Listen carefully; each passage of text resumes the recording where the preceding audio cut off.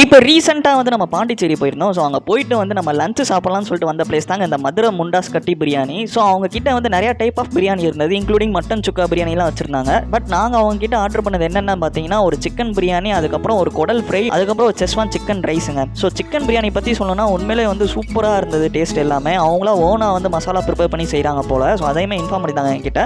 So வந்து taste wise வந்து சும்மா டாப் நாச்சாக இருந்ததுங்க பிரியாணி. பீசஸ்மே நல்லா தாங்க வெந்திருந்தது. அதுக்கப்புறம் போட்டி ஃப்ரைமே வந்து சும்மா அடி தடால் தான், சூப்பராக இருந்தது. அதுக்கப்புறம் செஸ்வான் சிக்கன் ரைஸ் பற்றி சொல்லணும்னா அது ஒன்றும் அவ்வளோ பெருசாலாம் இல்லைங்க, ஒரு நார்மலாக தான் இருந்தது. ஆகாவோன்னு சொல்கிறதுக்கு அளவுக்குலாம் இல்லை. ப்ரைஸஸ்மே வந்து நல்லா ரீசனபிள் தான். ஸோ நீங்கள் பாண்டிச்சேரியில் இருந்தீங்கன்னா கண்டிப்பாக அந்த ஹோட்டலில் ட்ரை பண்ணலாம், சூப்பராக இருக்குங்க.